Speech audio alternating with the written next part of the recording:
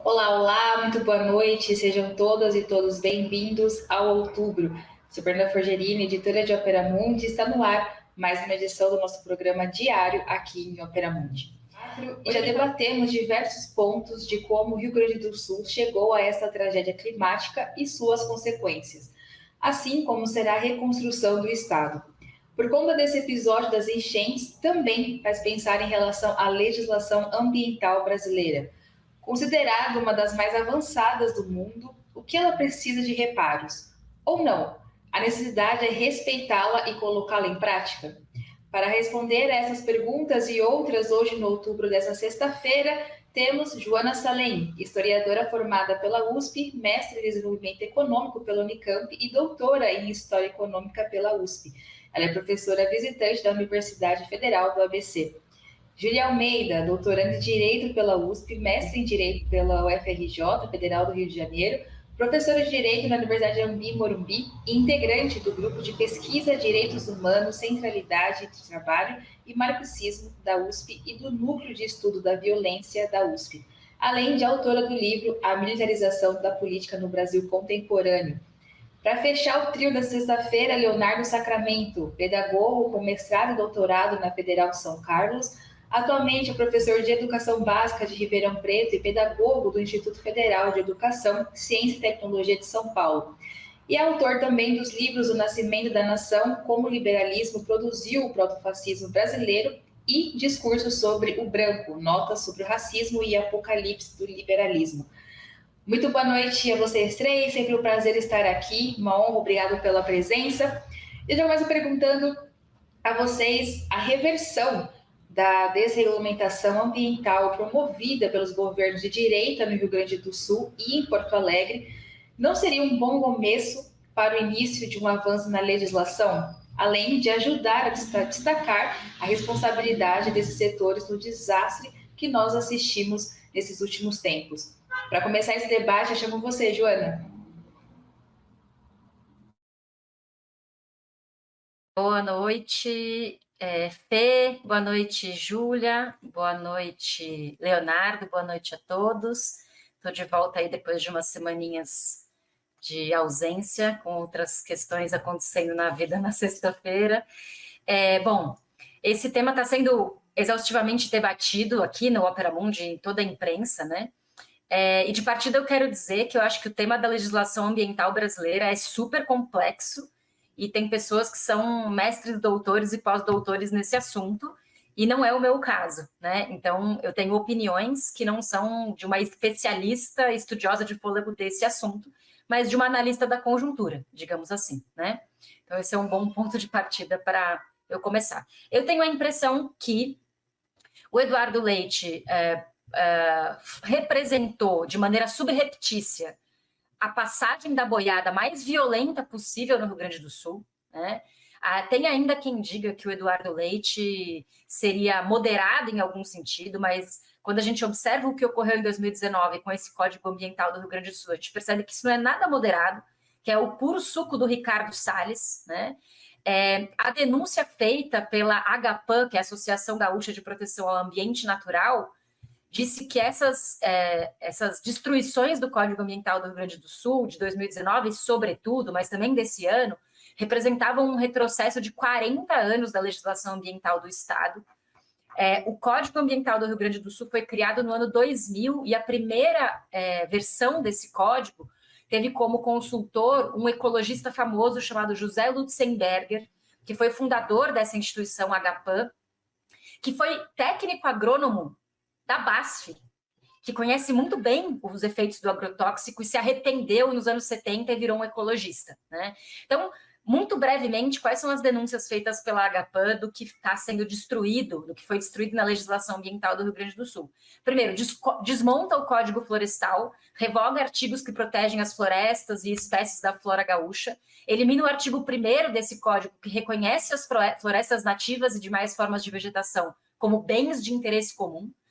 No segundo ponto, apaga um dos capítulos do Código Ambiental que estimula a proteção ambiental. Então, destrói todos os estímulos à proteção ambiental, quase como um incentivo, né? Uma anistia, inclusive, ao crime ambiental, concomitantemente. Então, destrói os estímulos à proteção e anistia os criminosos ambientais. Acaba com capítulos do Código Ambiental que protege as nascentes, as áreas adjacentes às unidades de conservação, permite a supressão de matas ciliares e vegetações ao lado dos rios, né, das reservas hídricas, o que é diretamente relacionado com a catástrofe atual, né? Permite o autolicenciamento ambiental. Então, os grandes produtores rurais, latifundiários, etc., vão poder se autolicenciar, ou mesmo grandes empresas de obras de infraestrutura fazem um autolicenciamento, ou então esse licenciamento é terceirizado, né? Então, esses próprios caras interessados podem contratar empresas terceiras para fazer licenciamentos laranja, né? Entre outras, né? Permite comercialização e transporte de uma série de espécies em extinção e etc. Então, é uma catástrofe, né? Agora, eu acredito que a legislação ambiental vigente, se fosse aplicada, já seria um grande avanço. Essa é a minha percepção como uma pessoa não especialista. Que o principal problema, ou a principal dificuldade, tem a ver com a implementação, a fiscalização e a garantia da legislação ambiental, muito mais do que com a melhoria dessa legislação. Claro, agora é preciso voltar ao que era antes, reconstruir, né? Mas ainda assim, eu acho que o que existia, se fosse cumprido, já seria um grande avanço. Obrigada, Joana. Leonardo, boa noite. Te passo a palavra. Boa noite, Fernanda, Joana, Júlia, todos e a todas. Eu acho que, referendando, assim, corroborando com o que a Joana falou, o projeto aprovado em 2019, em apenas 75 dias, é bom deixar isso claro, né? Foi um projeto aprovado numa velocidade nunca vista, sobretudo com uma matéria tão complexa, envolvia um desmonte tão grande, que colidiu com o Código Ambiental brasileiro. Por isso que agora está sendo analisado, né, no STF pelo ministro Fachin, né, em plenário. O projeto, né, como a Joana disse, a aprovação, perdão, ele traz coisas assim que são absolutamente tenebrosas, assim, porque de fato, assim, se a expressão que era se aprovar uma boiada, né, ali no momento da pandemia, era algo que representava o governo Bolsonaro, hoje, quando a gente analisa o que foi feito em 2019 no Rio Grande do Sul, a gente constata que, de fato, a boiada passou no Rio Grande do Sul, né? A legislação do Estado hoje impõe, inclusive, a supressão da vegetação nativa em área de proteção permanente, né? Autoriza a construção de barragens e açudes no Estado,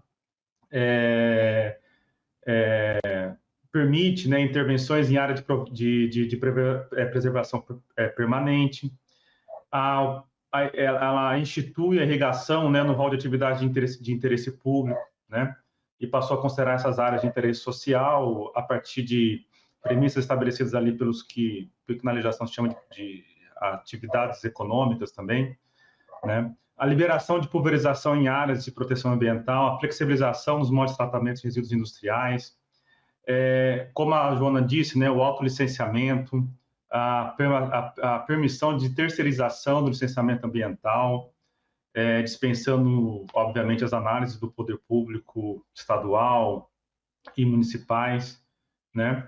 E a gente precisa entender, bom, se isso foi aprovado em 2019, né, quem financiou isso, né? Obviamente, isso não saiu da cabeça do Eduardo Leite, né? Obviamente que a gente pode falar aqui dos produtores rurais, dos grandes latifundiários, né? Mas quando a gente analisa as mudanças, as principais mudanças, são mudanças para grandes empreendimentos, né? Que passa pela especulação imobiliária, sobretudo na região metropolitana de Porto Alegre, né? Passa também por um projeto que foi arquivado em 2023, chamado de Mina Guaíba, de um grupo de mineração, né, a Copemi, mineração, que tinha como projeto extrair areia na região metropolitana de Porto Alegre. Então, veja, no Rio Guaíba, o Lago Guaíba, nós vamos entrar nessa discussão há pouco, né? Havia um projeto na região metropolitana de extração de areia nas margens do Rio Guaíba, que chama Lago Guaíba, justamente porque no Código Ambiental Brasileiro, aquilo que é lago, né, possui uma proteção ambiental muito menor daquilo que é classificado como rio, né? E por isso que tem uma longa discussão sobre a nomenclatura e a classificação do hoje Lago Guaíba, né, que possui uma proteção apenas de 20 metros, né, em relação à margem, porque se fosse rio, a proteção seria de 200 metros, né? E também havia um outro projeto, há ainda um outro projeto, que é uma construção de um complexo hidrelétrico binacional Guarabi-Panambi, na bacia do Rio Uruguai, entre Argentina e Brasil, perdão, basicamente financiado pela Eletrobras, né? A Eletrobras hoje, que é controlado pelo grupo 3G, pertencente ao Lema, ao Sucupira e ao Teles, que embora não tenham a maioria dos papéis, dos títulos da Eletrobras, controla a direção, né? A direção basicamente são pessoas ligadas à 3G, né? O conselho deliberativo, né? da Eletrobras. Lembrando também que o governo federal tem aquela limitação de 10%, né? Mesmo que detenha 10% do poder decisório, mesmo que detenha 43% dos papéis, né?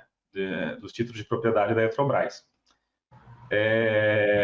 Então, o que nós acho que dá para constatar aqui é a mão pesada do capital privado na privatização. Não é a questão do produtor, que, assim, lógico que existe também, né? Não é a questão do fazendeiro que produz arroz, o gado. Até há esse processo de expansão, na medida em que a expansão agropecuária brasileira é feita de maneira extensiva, né? Mas hoje os projetos e toda a discussão de flexibilização ambiental acompanhada pela flexibilização trabalhista dos custos de trabalho no mundo rural, né, é feita para o grande capital, né? E esse grande capital que também está instalado na Faria Lima e muito bem mesclado, né? Muito bem, eu diria, uma simbiose absolutamente perfeita com o agronegócio tradicional, né? Então, as mudanças do Código Florestal de 2019 eram mudanças que estavam muito amparadas por interesses do grande capital em relação a grandes empreendimentos e grandes obras no estado do Rio Grande do Sul. Obrigada, Leonardo. Júlia, boa noite. Obrigada mais uma vez pela sua presença. Boa noite, Fernanda. Boa noite, Joana. Boa noite, Leonardo. E a todos que nos assistem, né? Eu acho que a Joana e o Leonardo já passaram pelos principais pontos, né, do significado da desregulamentação do Código Florestal, né, do Código Ambiental Estadual, né, e também, de alguma maneira, a como isso está ligado, né, a um determinado modelo, né, e projeto, né, de desenvolvimento predatório, né? Eu acho que desde grandes empreendimentos no setor do minério, do setor energético, até mesmo, né, a questão da expansão da fronteira agrícola, no caso do Rio Grande do Sul.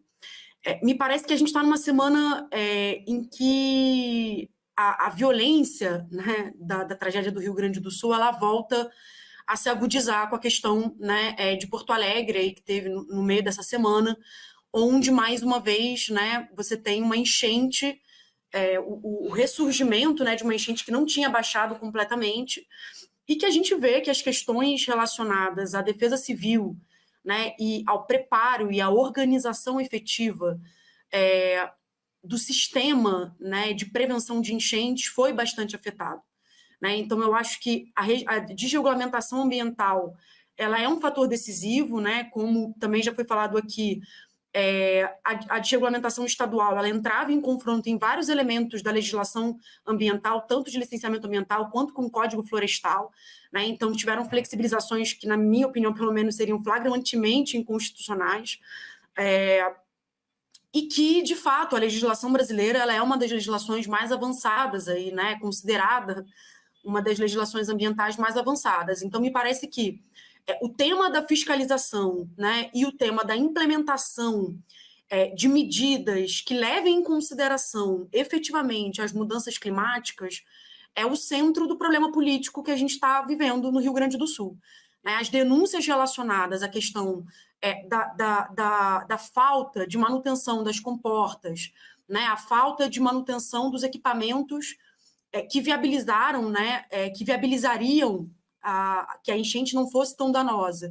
E, sobretudo, né, o negacionismo climático, que não percebe que houve uma mudança de patamar do que a gente consegue hoje compreender, né, como os riscos ambientais dentro das cidades, dentro do campo, enfim, né, ou seja, no mundo inteiro, né, você está tendo várias tragédias ambientais, me parecem serem um conjunto central. Então, eu acho que um primeiro passo sem sombra de dúvida, questionar a legislação do Código Florestal pelos elementos que foram colocados anteriormente, mas me parece que o central é discutir esse modelo, né, extrativista, predatório e que, objetivamente, também de austeridade fiscal, né, dos estados, onde você tira, objetivamente, os recursos necessários a evitar, pelo menos, o tamanho do dano, né, das tragédias climáticas. Me parece que o Rio Grande do Sul, em especial após essa última chuva em Porto Alegre, né, e a recuperação de um determinado patamar da água, deixam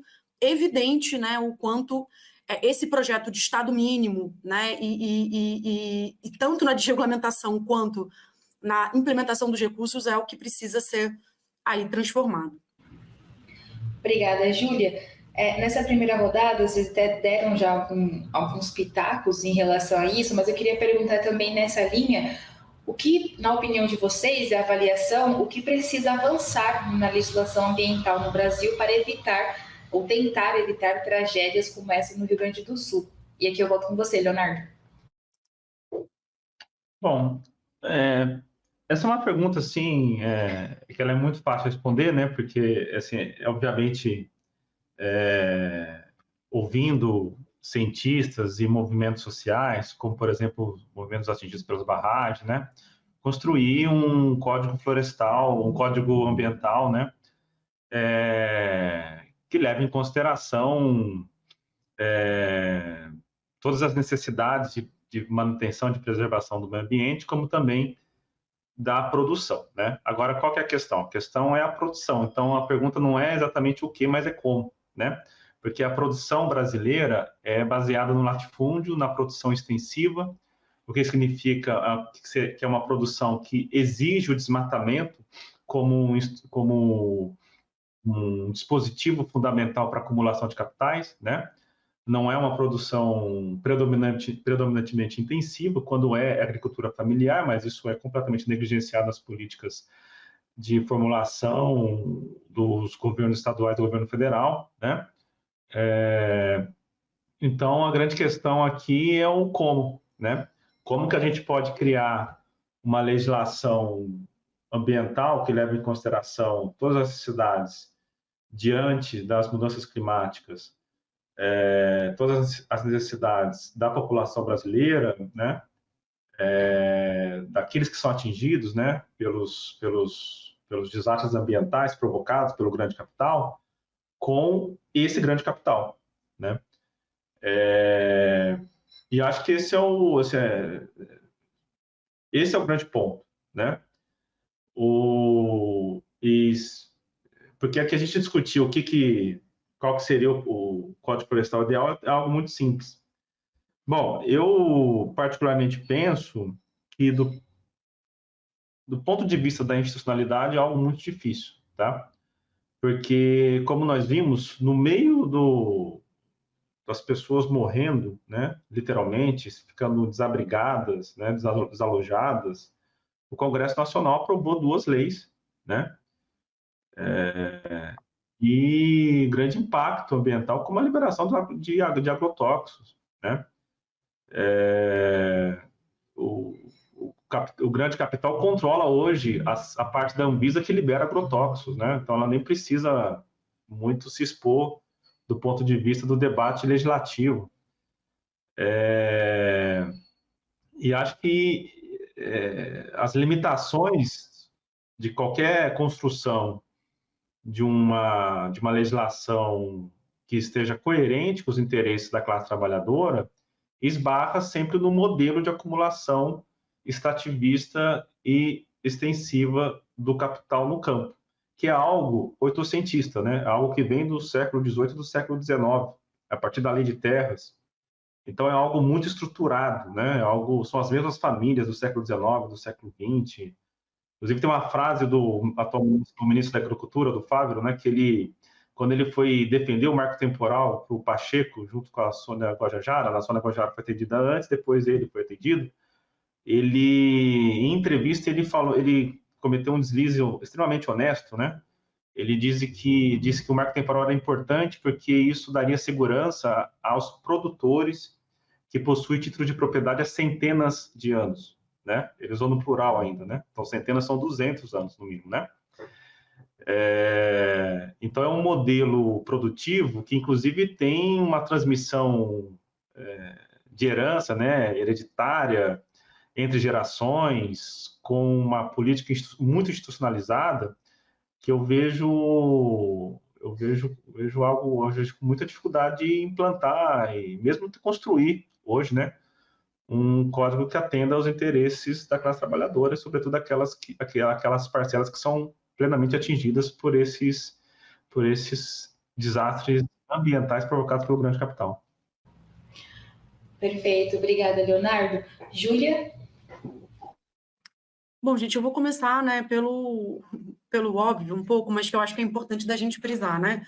O direito não muda nada sozinho, né? A lei não muda nada sozinho, né? Eu acho que tem uma frase do Drummond que eu gosto muito, de um poema, né, que é: os lírios não nascem das leis, né? A lei não basta. Então, eu acho que a gente precisa realmente pensar uma transformação de modelo, né, como estava dizendo o Leonardo. Porque, né, não basta colocar na lei que as coisas se resolvem, né? As coisas vão se resolver na luta social, na luta política, né, na nossa capacidade aí de organização para efetivar também, né, eventualmente, essas conquistas.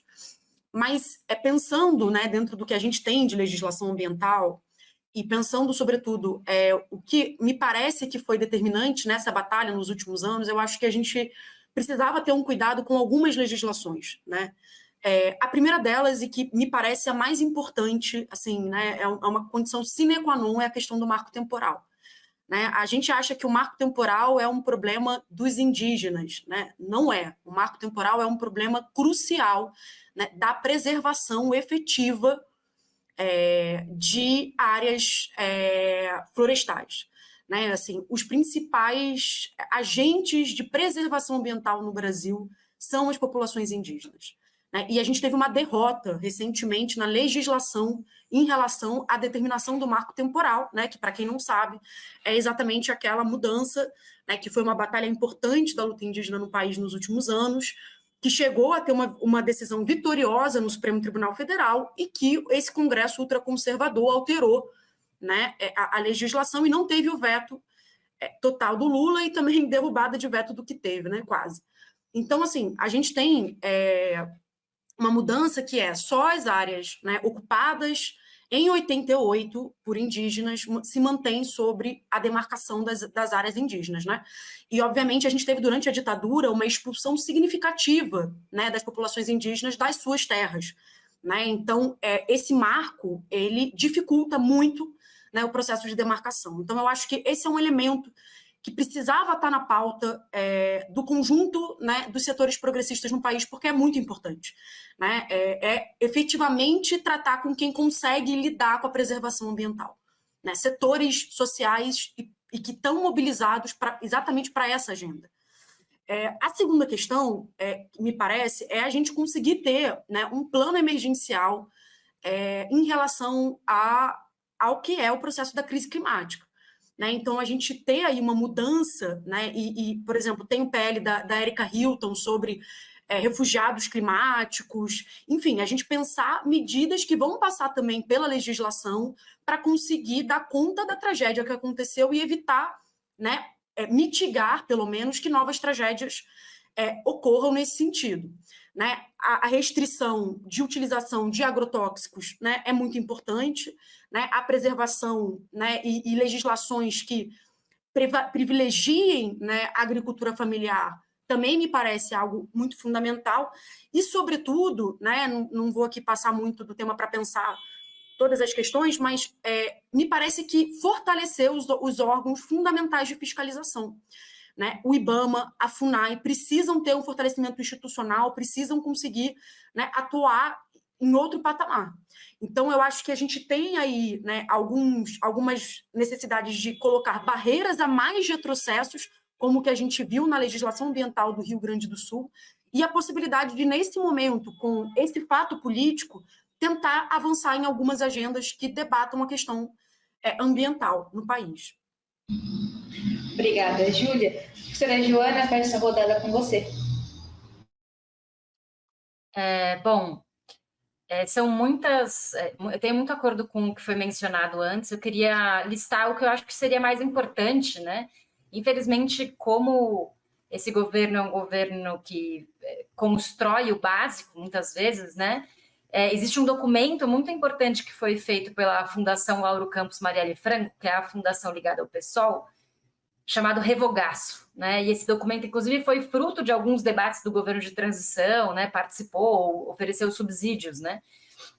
E esse documento, que eu até passei o link para o Igor aqui nos bastidores, se ele quiser colocar, a gente pode verificar no campo do setor ambiental quais foram os decretos realizados pelo governo Bolsonaro no âmbito da passagem da boiada, da destruição da legislação ambiental, dos organismos e mecanismos de fiscalização dos crimes ambientais, quais foram revogados e quais não foram, né? Então, eu estava fazendo uma conferência rápida e das 10 prioridades que foram estabelecidas para a revogação, 6 foram revogadas e 4 ainda não foram, né? Então, um ponto número 1 seria assegurar que essas outras 4 prioridades indicadas nesse documento, que são, por exemplo, sobre como funciona o sistema deliberativo de proteção da Amazônia, sobre como funciona o sistema de adote um parque, que é uma espécie de financiamento privado para a preservação ambiental, né?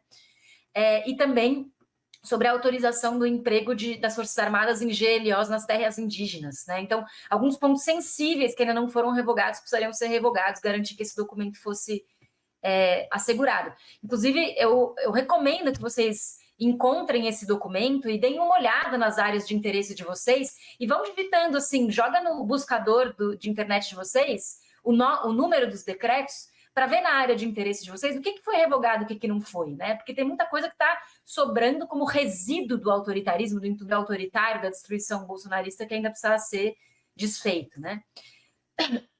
Acho que a participação social nos organismos de construção dessa governança da política ambiental é super importante, porque num estado precarizado, em que esses organismos estão cada vez mais destruídos pela falta de dinheiro, né? Então, se por um lado o Bolsonaro passa a boiada, por outro lado, o arcabouço fiscal meio que gera uma situação de não existe alternativa, os órgãos ambientais estão precarizados porque não tem dinheiro, né? Então, existe também o social-liberalismo do lulismo em ação. Então, a participação social, a recomposição da participação social nos organismos ambientais é fundamental para fazer as cobranças, né? Sem mobilização, como mencionou a Júlia, as leis não são realizadas por si mesmas, né? Existe uma mediação institucional complexa entre as leis e a execução das leis, né? Não só do direito, do judiciário, mas das polícias, do Ministério Público, né? De vários componentes do Estado que precisam funcionar coordenadamente para que essas leis sejam aprovadas, né?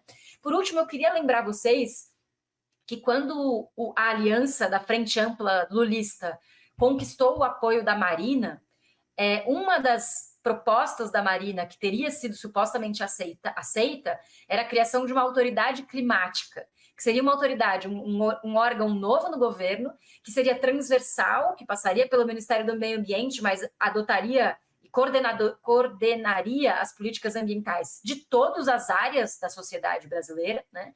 E essa autoridade climática ninguém sabe, ninguém viu, né? Quer dizer, a gente sabe que a Marina como dizia o nosso saudoso Plínio de Arruda Sampaio, a Marina é uma ecocapitalista, né?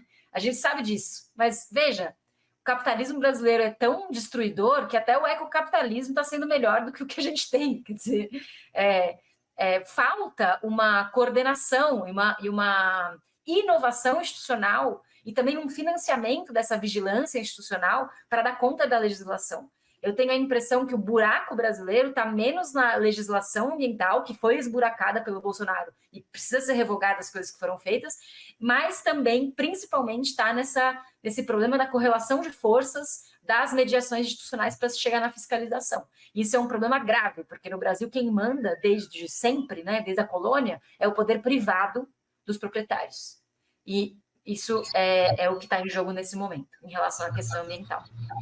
Como muito bem explicou o Leonardo, né, na fala dele.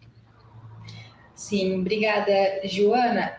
Nesse sentido também, até nos comentários falando em relação ao agro, que eu queria perguntar para vocês, o agro, ele é uma realidade no país, e como pesar na balança a presença do agronegócio com a preservação ambiental?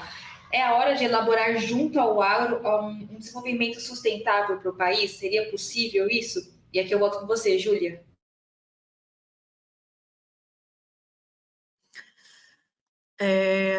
Bom, eu acho que a questão ambiental, né, ela passa necessariamente por um debate sobre a questão produtiva, né? E me parece que a gente vai ter um problema, né, do agro, né, de toda a construção extrativista, e também se a nossa opção fosse vamos ter 70% do nosso PIB na indústria, entende? Porque dentro do paradigma que a gente tem hoje de modelo produtivo, nenhum deles está completamente ileso, né?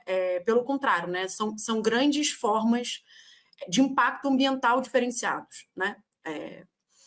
E acho que isso tem a ver com um debate mais geral, inclusive um debate que está sendo feito, né, no centro do capitalismo, e não à toa está no centro da disputa também, né, aí, com a extrema-direita, a questão do negacionismo ambiental, e a gente vem experimentando, né, o que são essas escolhas e essa alternativa. Eu não sei se está todo mundo acompanhando um pouco, né, o processo do Rio Grande do Sul e monitorando minimamente a extrema-direita, mas, objetivamente, a gente tem uma estratégia da extrema-direita de se somar, às vezes fisicamente, mais do que setores progressistas, em termos de solidariedade, né? Ou seja, de ir lá, representantes, né? De jet ski e tudo isso, e, objetivamente, de negar que o problema é um problema ambiental, né? Da crise climática e etc. E eles estão crescendo muito, né? Dentro dessa crise. E me preocupa porque a saída, muitas vezes, né, das crises climáticas e das crises ambientais é mais ultra-neoliberalismo, né? É a ideia de que a gestão pública não funciona, então que o que a gente tem que fazer é privatizar ainda mais, né, os recursos. Depois do Katrina, né, você tem um movimento importante nesse sentido dos Estados Unidos, de privatização maior ainda, de vários setores públicos relacionados a essa clivagem, e mais uma chance de continuar, né, reconstruindo essa cidade através de um modelo produtivo problemático, né? Então, a gente precisa pensar, eu acho que de uma maneira geral, o que vai ser, quais são as alternativas que a gente tem do ponto de vista ambiental no país. Em relação ao agro, né, para concluir, né, profundamente aí o debate, eu acho que o diálogo com o agro tem... e aí, durante a campanha eleitoral, né, a gente viu muita gente falando que o agro mais ligado aos setores exportadores era mais relacionado ao Bolsonaro, e que os agros mais ligados, né, o agronegócio mais relacionado à produção interna, ligado ao biodiesel, tinha uma posição um pouco mais progressista e etc. Não sei se todo mundo acompanhou aí esse tema, mas eu acho que a grande questão, né, é que a gente, para debater modelo ambiental sustentável no Brasil, a gente vai precisar de uma agenda relacionada à agroecologia, à preservação ambiental, né, de florestas, enfim, ou seja, de ter uma garantia da proteção ambiental e da reforma agrária, né? Eu acho que são três coisas fundamentais para a gente pensar. Então, o modelo da monocultura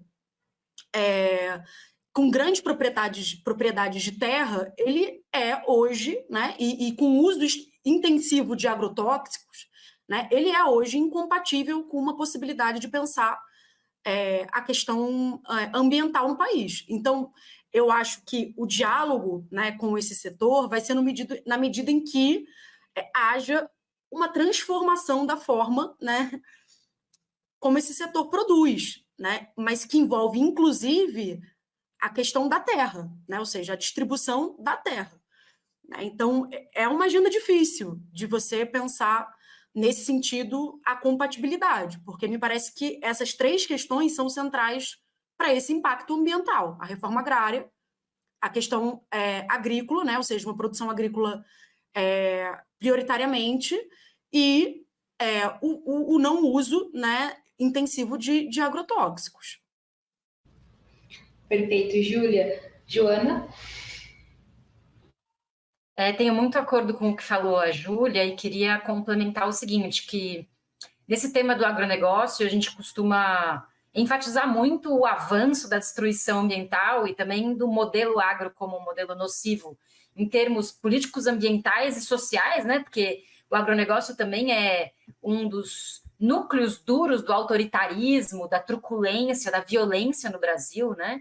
É bom lembrar que o Bolsonaro, presidente, incentivou a criação das patrulhas rurais, que foram unidades da polícia que atuavam diretamente no campo e especialmente para reprimir movimentos sociais ou reprimir indivíduos e camponeses não necessariamente organizados, né, mas que estavam em terras que eram de interesse da expansão do agronegócio, da fronteira agrícola, né? Então, existe uma relação umbilical entre o pior do conservadorismo brasileiro, da truculência, da violência, e esse setor econômico, né?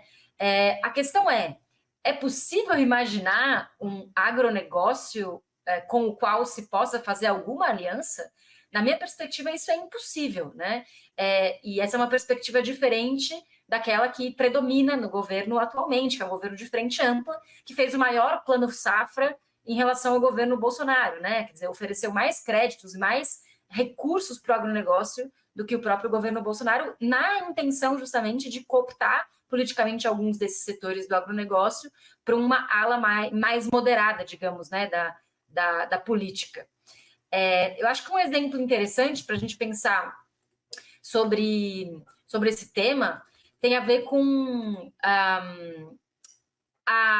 o exemplo das terras indígenas que a Júlia mencionou, e como esse governo ganhou a eleição, mas não tomou o poder, né? Porque ainda existe uma série de setores do governo que não são controlados. Eu estava pensando na crise Yanomami, que está ligada diretamente aos interesses dos setores extrativistas, né? Que assediaram a terra Yanomami. O Ministério dos Povos Indígenas requereu algumas vezes, solicitou algumas vezes infraestrutura militar para realizar a operação de desinvasão, né? E não conseguiu essa infraestrutura, né?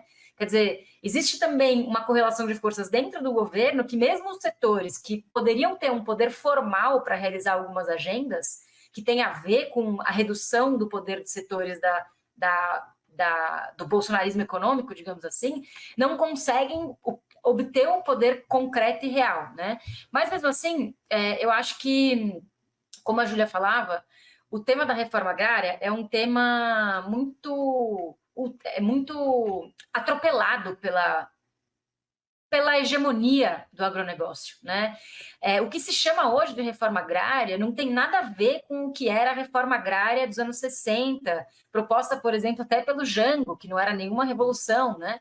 A reforma agrária do Jango, que ia expropriar latifúndios acima de 500 hectares, ia afetar 3% dos proprietários brasileiros. Esses caras comandaram o golpe de 64. E nunca mais nem se falou nesse assunto de uma reforma agrária expropriatória que tivesse condição de eliminar determinados patamares de tamanho de propriedade, né? O que eu acho que o MST realmente evoluiu muito nessa agenda de lutas foi no tema agroecológico, né? Acho que pelo menos nesse aspecto a luta social conseguiu avançar muito em relação ao passado, né? Se no tema da expropriação, no programa da expropriação, há um retrocesso muito grande na agenda de lutas, né? Porque o que se chama de reforma agrária hoje não tem nada a ver com... é muito insuficiente em relação ao que era no passado, né? Por outro lado, esse tema da agroecologia avançou muito, inclusive em termos práticos. Nesse sentido, o MST, como um sujeito produtivo, um sujeito econômico, aponta alguns caminhos, né, dessa luta, algumas perspectivas. Obrigada, Joana. Leonardo? Bom, não é possível, né? É completamente impossível elaborar qualquer modelo, qualquer plano de desenvolvimento sustentável ao Brasil, né? Porque o que está posto para o agronegócio não é o desenvolvimento, tampouco o crescimento, mas é a acumulação. São coisas distintas. Existe uma questão histórica, ontológica, que eu abordei na questão anterior, sobre a formação não só da burguesia brasileira, inclusive a parte da burguesia industrial, que vem da diversificação do capital cafeeiro, sobretudo no estado de São Paulo, final do século XIX, começo do século XX, mas também da formação e da transmissão hereditária dos capitais no campo, né? Como o ministro falou, né, os direitos de títulos de propriedade dos proprietários devem ser assegurados pelo marco temporal a partir de 1988, porque eles detêm propriedades há séculos. Lembrando que era um período em que negros e indígenas não podiam ter título de propriedade. Então, somente pessoas brancas, homens brancos, né, poderiam ter título de propriedade. Lembrando que também o primeiro título de propriedade foi conseguido a partir de doação de Sesmarias, né? Depois da lei de 1850, os capitais ali já estavam instituídos, porque o sujeito já tinha propriedade, ele podia comprar mais propriedade, ou ter posse sobre a propriedade, fazer grilagem, etc. E esse processo, né, instituiu uma dada forma de acumulação de capital no campo, a partir da expansão e do genocídio, né? Eu estudo a formação da elite paulista, né, hoje, né, a relação entre liberalismo e conservadorismo, e eu me deparo hoje, né, com uma pesquisa específica que é a expansão do capital no campo, né, no que nós chamamos de Noroeste Paulista, que é a região do Pontal do Paranapanema até Bauru, mais ou menos, né, São José do Rio Preto, porque até 1905, 40% do estado de São Paulo era chamado de terrenos desconhecidos, que eram terrenos desconhecidos habitados por uma etnia chamada Caiagangue, né? E nessa expansão, né, há uma lei autorizativa do Jorge Tibiriçá que autoriza matar indígenas que não seriam civilizáveis. Então, eles são executados, são mortos, né, em 1905 a 1915, e isso institui um dado padrão de como que se trabalha, no século XX, como que o capital se expande no campo, né? A mesma coisa aconteceu na ditadura civil-militar, depois do golpe de 64, sob a égide desses 3%. Então, basicamente, eram pessoas do Sul, né? Era uma colonização racial, inclusive, que iam para o Centro-Oeste, né? Para parte do Pará, enfim, né? Estabeleceu uma dada colonização que basicamente consistia na tomada de terra sobre povos originários e quilombolas, né? E aí nós temos o ponto, né? O primeiro ponto essencial. Uma das coisas que o Eduardo Leite fez em 2019 foi revogar um decreto, né? O decreto 51.595, que retirava os direitos das populações atingidas por barragens. Então, inclusive, assim, uma das coisas da reforma do Código Ambiental do Rio Grande do Sul foi, inclusive, a possibilidade de concessão ambiental sem a instalação das populações atingidas, né, pelo empreendimento, né?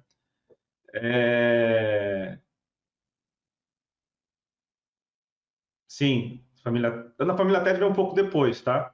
Mas ela vem um pouco depois, porque ela vem da migração a partir do final do século XIX, começo do século XX. Essa é uma... o grosso dos imigrantes que chegam no Brasil é de 1886 em diante, né, a partir do Porto de Santos, porque a lei sexagenária abriu a possibilidade de financiamento estatal para imigrantes para imigrantes europeus, brancos e cristãos, né? Depois isso vai ser reforçado no decreto 527 de 1890. Só podiam entrar podia entrar qualquer imigrante, exceto indígenas da África e da Ásia.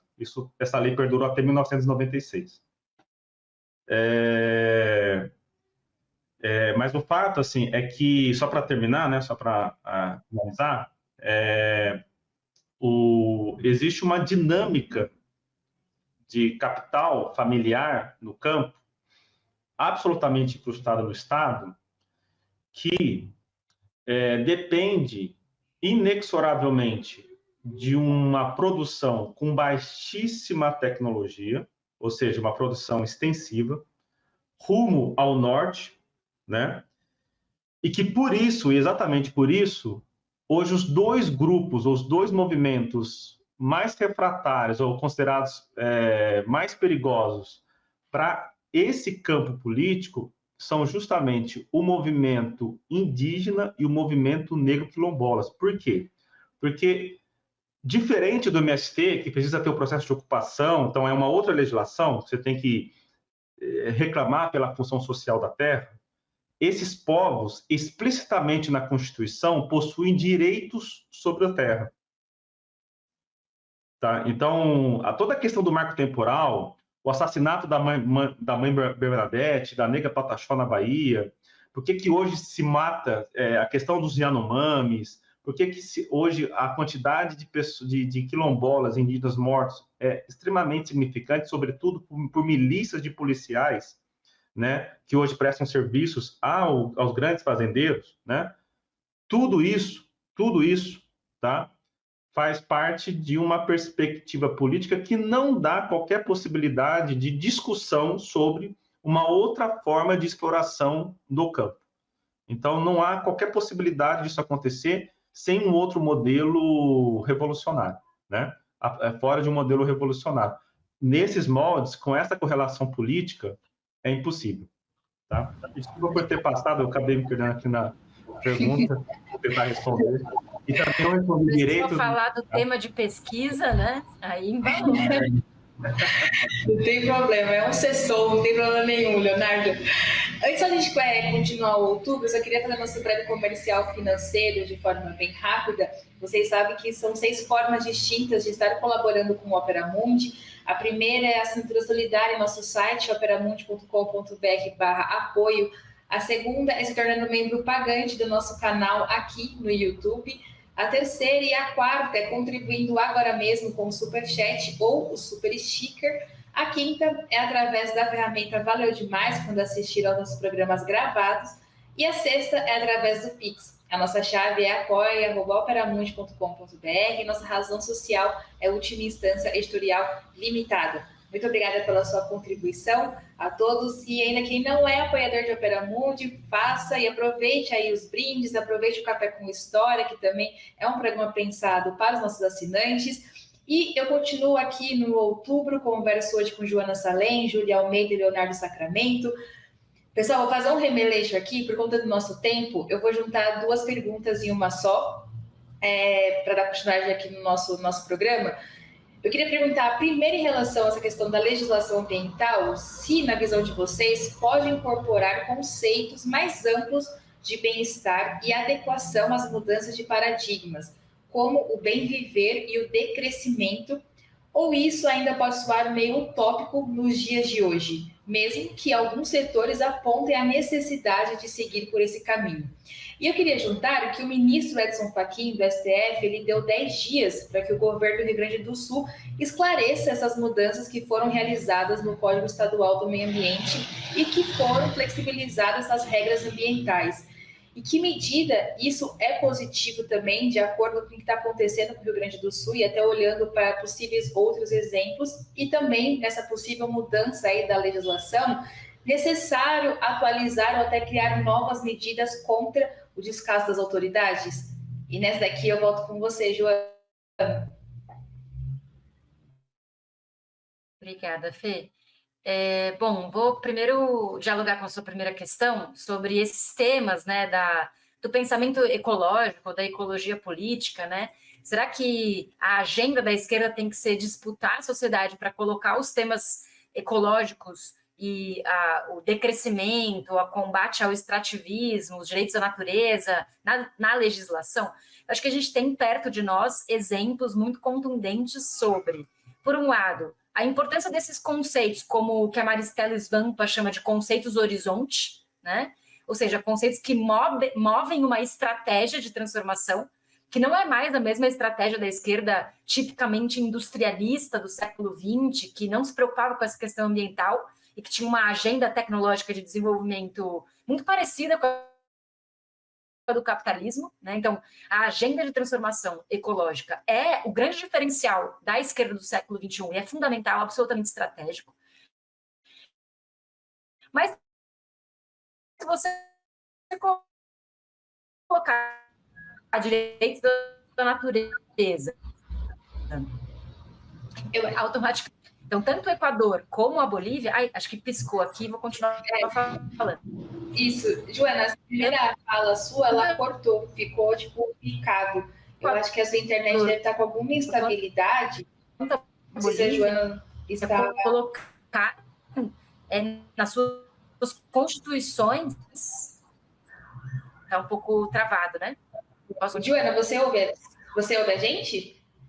Porque tá picando e não conseguiu pegar a sua fala. Eu vou fazer assim. Vou tentar de novo, passar qualquer coisa a gente inverte. Tá.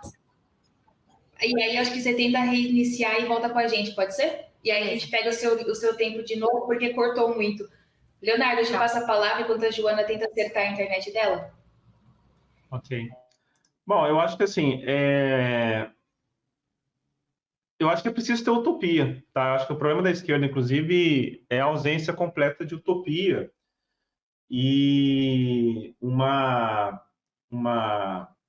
perspectiva acomodacionista numa institucionalidade, como eu disse, que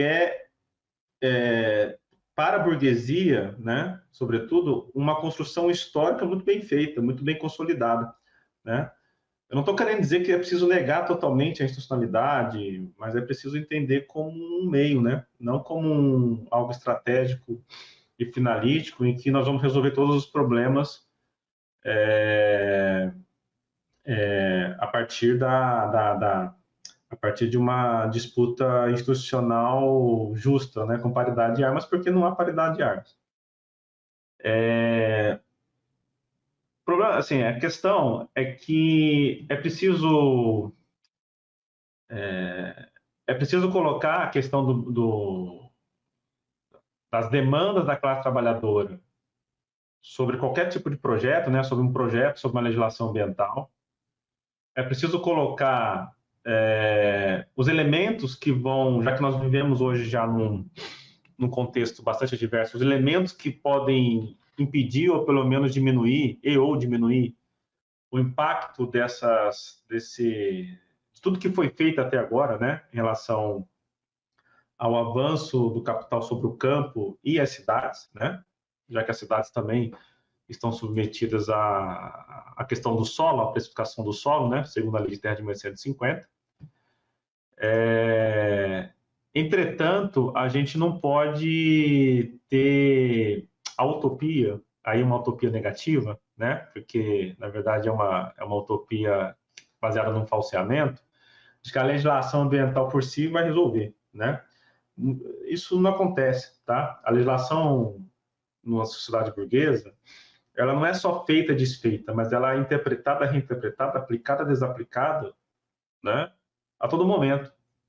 Né? Olha o que, por exemplo, o Tarcísio fez agora com a questão das escolas cívico-militares. O Tribunal de Justiça já julgou inconstitucional as escolas cívico-militares ano passado. Ele foi lá e colocou de novo.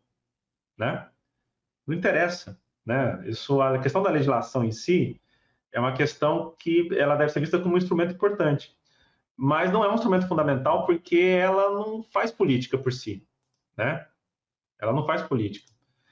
Então, eu entendo que a legislação ambiental ela deve ser a expressão de um projeto político baseado numa utopia de transformação social que esteja amparada pelos estudos científicos e por uma dimensão agroecológica de produção humana, né? De produção de alimentos, de produção da vida, né, como um todo. E isso passa necessariamente por um projeto socialista de sociedade, tá? Em que nós tenhamos uma dimensão de planejamento coletivo para todos, né? Que não permita, né, a ação de capitais ou as ações individuais que impactem, né, ou negativamente a sociedade, né, e que, enfim, esteja literalmente amparado naquilo que o ser humano produziu de melhor, né, ao longo da história. E com certeza não é isso que nós vivemos hoje, né? Não é isso que está se apresentando no Rio Grande do Sul, não são os genocídios que eu relatei aqui, não é a expansão do capital na Amazônia, não é a tentativa do Bolsonaro de fazer um resort em Angra dos Reis ou na Fernando de Noronha, não sei, né? O que nós temos de essencial é a diversidade humana nesse planeta. Então, e a diversidade humana nesse planeta ele só pode ser feito por um projeto político que atenda os interesses de todos e de todas. Fora isso, não há salvação, né? A não ser para o bilionário que possa construir um bunker, né? Obrigada, Leonardo. Joana, eu volto com você, porque a gente tem que testar a conexão, acho que agora vai. Alô, alô, acho que agora foi, né? Eu entrei e saí, acho que agora estamos melhor.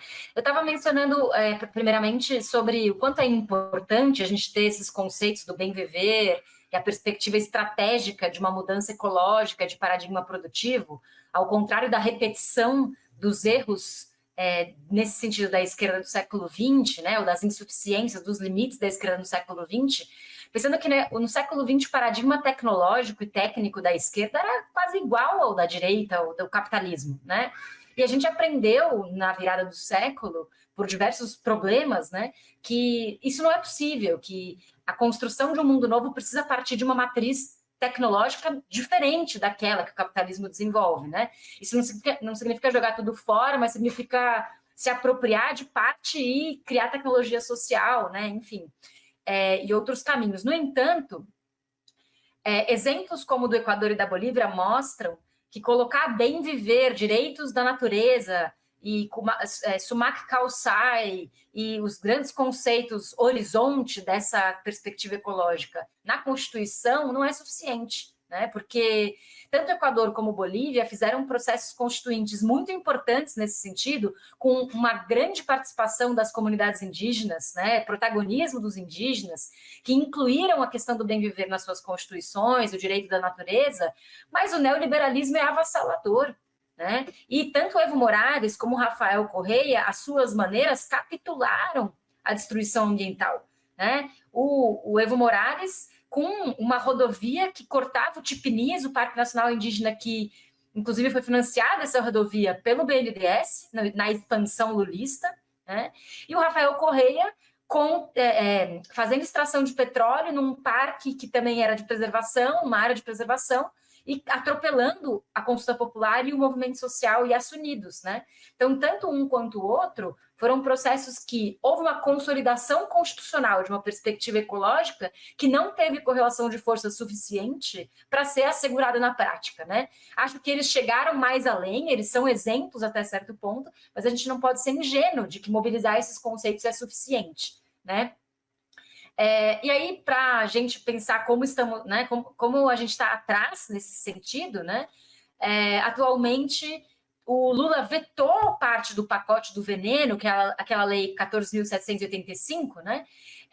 O Lula vetou a lei e o Congresso derrubou parte dos vetos, né? Então, o poder do agronegócio e do poder econômico da indústria do agrotóxico é muito avassalador, e é por isso que eu acredito bastante nessa potencialidade do MST como um paradigma de produção alternativo, porque a gente tem que pensar em duas frentes, e daí eu concluo, né? Eu acho que no enfrentamento ao agronegócio e aos crimes ambientais que o agronegócio realiza cotidianamente nas suas atividades ordinárias, né? Porque o agronegócio realiza crimes ambientais e avança, né, na destruição do meio ambiente cotidianamente, por um lado, e por outro lado, criar alternativas que sejam concretas, né? Utopias concretas, que a gente possa apostar em coisas que não são abstratas apenas, que não são ideias, mas que estejam acontecendo. E acho que nesse sentido o MST, de novo, é muito admirável, né? Só para concluir de verdade, a última Feira da Reforma Agrária que teve aqui em São Paulo, é muito incrível como a agroecologia é uma indústria também, né? A gente pensa em agroecologia numa feira de, sei lá, hortifruti, né? Mas, na verdade, a agroecologia tem um potencial industrial, artesanal, de produção de uma série de alimentos industrializados de maneira ecológica, em pequena escala, em média escala e também em maior escala, mas também de produção de tecidos, de produção de, enfim, uma indústria têxtil, né? Enfim, tem uma série de potencialidades para além daquela coisa mais clássica de uma feira de abobrinha. Enfim, é isso, gente. Boa noite. Obrigada, Joana. Júlia, a gente fecha outubro com você hoje. Obrigada, Fernanda. Então, gente, eu acho que, assim, começando pela segunda pergunta, porque eu acho que ela é mais simples, a gente tem uma série de legislações com imensa capacidade de responsabilização dos agentes públicos, né? A gente tem a legislação relacionada à responsabilidade, né, administrativa, que é bastante extensa e que englobaria casos, né, como esse, de responsabilidade por omissão, né, ou seja, por alguma falta do dever, né, objetivo de garantir, né, as condições de manutenção, né, ou de desregulamentação, né, ilegais, né, e que violem objetivamente a legalidade, porque a violação da legalidade ela é, né, um dos elementos para você ter responsabilidade administrativa no Estado brasileiro, e você tem todas as possibilidades adjacentes de responsabilização criminal a partir disso, né? A gente tem uma legislação bastante séria em relação à responsabilização dos agentes públicos. Então, o problema relacionado à responsabilização do Eduardo Leite não é um problema legislativo, né, como eu acho que a gente vem conversando, né, ao longo desse programa. É sobretudo um problema do judiciário, né, e aí, claro, da aplicação da lei e da correlação de forças, né? Saiu essa semana a pesquisa da Atlas Intel, que eu não sei se vocês viram, onde você tinha, apesar, né, você tinha um dos melhores líderes avaliados, assim, entre o Lula e o Eduardo Leite, né, a avaliação do Eduardo Leite tinha uma reprovação mínima, né? Assim, eu não sei se vocês chegaram a ver essa pesquisa, eu fiquei muito impressionada com essa pesquisa, né? Eu acho que ele tinha 20 e poucos % de reprovação e o Lula quase 40% de reprovação, né? Dentro das lideranças que estavam atuando dentro do processo. E mesmo que a pergunta que falava a gestão do governo, a gestão estadual ou federal da tragédia, era meio empatado com o governo federal um pouco melhor, dizendo que gestou um pouco melhor a tragédia, mas a figura da liderança, né, o Eduardo Leite, e aí a gente sabe que tem uma blindagem em torno do Eduardo Leite, na mídia, etc., estava melhor. Então, eu acho que me parece, né, inclusive com as fake news e etc., que a disputa é uma disputa mais estratégica, né, e a correlação de forças é o elemento aí central, né? E aí, para concluir, falando dessa segunda parte da pergunta, porque eu acho que ela tem relação com essa questão da responsabilidade, né? A gente vai precisar debater, para efetivamente conseguir transformar a situação atual, uma nova sociedade, né? Não tem como a gente pensar uma mudança sem mudar as relações sociais de produção, a produção, né? Porque, como eu falei, o processo industrial de produção também vai precisar, né, aderir a outras tecnologias, né? O processo no campo vai ter que ter outra forma de produzir que respeite a agroecologia, né, e áreas de preservação ambiental e pequenas propriedades de terra, e objetivamente, né, se a gente for falar do extrativismo, a gente vai ter que botar barreiras a esse extrativismo, né? Eu acho que legislações, às vezes, elas nos ajudam a construir um pouquinho mais barreiras que a gente consegue assentar a luta política, né? Então, é evidente que é diferente você ter uma legislação garantindo a presença indígena, né, nas áreas demarcadas, e poder fazer isso como uma defesa e uma proteção, do que não ter, né? Mesmo que, entendo, você pode ter a violência né, nessas regiões o assassínio, o extermínio, como a gente vê, né, como uma regra. Mas elas nos ajudam à construção dessas trincheiras de luta. Mas, objetivamente, né, não tem como atacar, né, esse problema ambiental sem mudar a forma de produzir e sem mudar a forma de se relacionar com as mercadorias. Né? Então, o consumismo, né, toda essa maneira, os valores sociais que a gente carrega, né, vão precisar serem reconstruídos. Então, embora colocar isso numa Constituição, né, possa ser uma vitória de um horizonte, objetivamente é a prática, né, da realidade que altera a situação, né, e que vai demonstrar se a gente está caminhando nesse sentido ou não.